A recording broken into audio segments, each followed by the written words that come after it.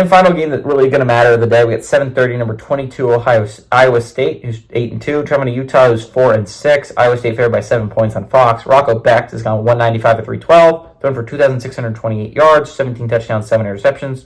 Carson Hansen on the ground has had 98 carries for 503 yards and 9 touchdowns. And Jalen Knoll has had 56 catches for 935 yards and 5 touchdowns. Isaac Wilson has gone 119 to 217, thrown for 1,436 yards, 10 touchdowns, 11 interceptions.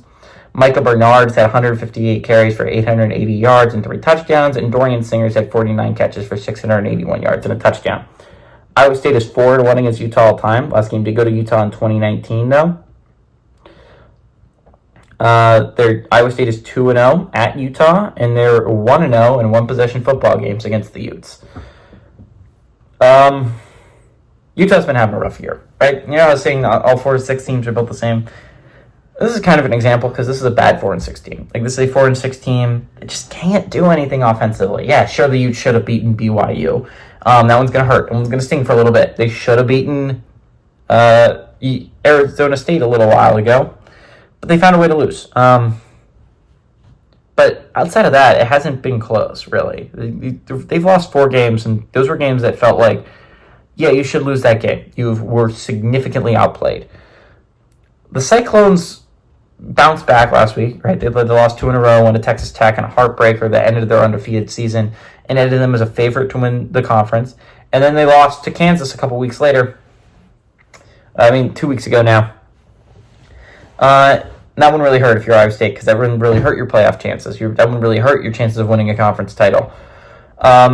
Again, Iowa State, this game could end up not mattering for anything but an at-large long shot, right? It seems unlikely that Iowa State can work their way back into an at-large long shot, but if you're finished 10-2 and there's no other 10-2 teams left to take, maybe you can sneak your way into it.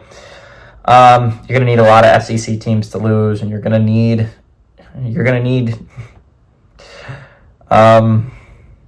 some chaos, right? So, really, hopefully, you get at least one of your 2 outcomes, right? The only way Iowa State can realistically make the Big 12 championship still is you need to win out. That's on you. But you also need either Colorado or BYU to lose out. And so if you're Iowa State, you need either Kansas to upset Colorado today, or you need Arizona State to beat BYU today.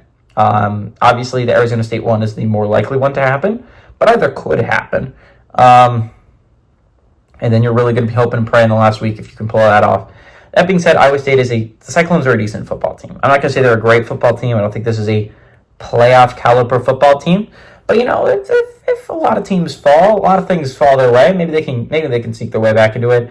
I don't think Iowa State's that great. That being said, Utah is a bad football team. This is not a Utah team. I would love to see Utah and UCF go at it, right?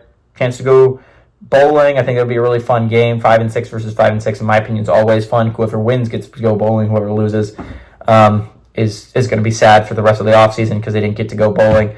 I'd love for that to be set up a scenario, but all that being said, I don't think it's going to. I like Iowa State to win, and not only win, I think they're going to win handily against Utah. They were embarrassed against Colorado last week, and I think, honestly, they'd get embarrassed this week against Iowa State. Give me the Cyclones to win and cover on the road.